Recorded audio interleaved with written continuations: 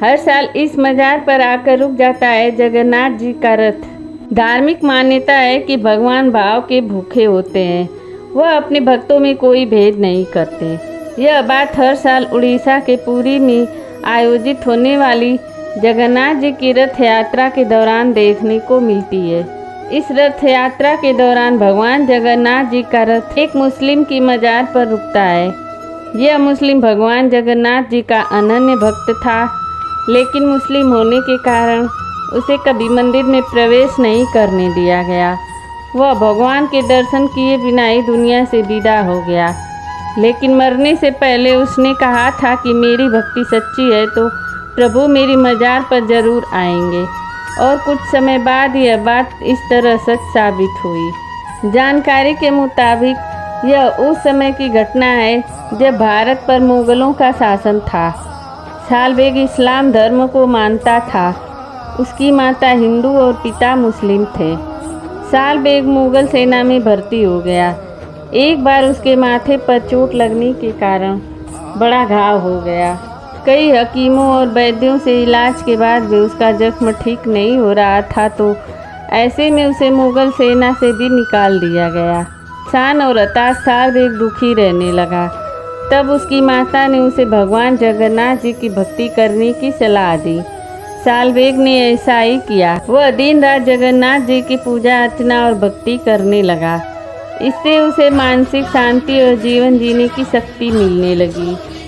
एक बार सालबेग ने सपना देखा कि जगन्नाथ जी उसे खुद मिलने आए हैं और उसे घाव पर लगाने के लिए भभूत पूजा हवन के बाद बची हुई राख देते हैं, और सालबेग सपने में ही उस भभूत को अपने माथे पर लगा लेता है। जब सालबेग की नींद खुलती है तब उसे एहसास होता है कि वह तो सपना देख रहा था, लेकिन वह इस बात पर हैरान रह जाता है कि उसके माथे का घाव सचमुच ठीक हो गया था।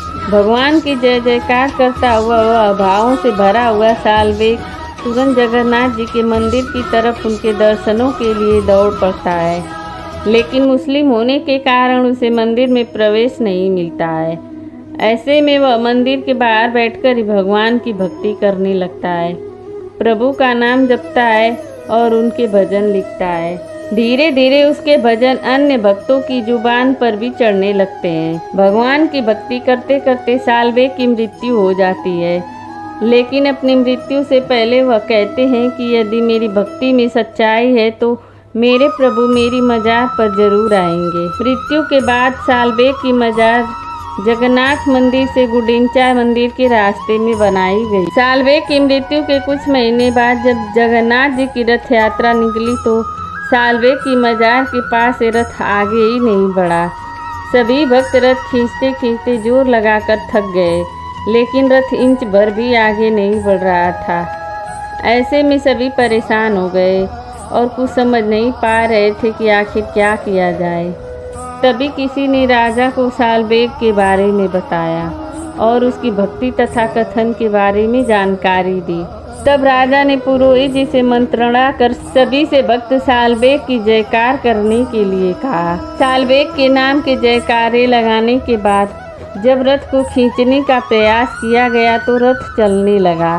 बस तभी से हर साल मौसी के घर जाते समय जगन्नाथ जी का रथ सालबेग की मजार पर कुछ समय के लिए रोका जाता है। उम्मीद करती हूँ मेरी वीडियो आपको पसंद आई होगी, तो प्लीज़ वीडियो को लाइक और चैनल को सब्सक्राइब करके कमेंट में जय जगन्नाथ जी जय श्री कृष्ण जरूर लिखिए।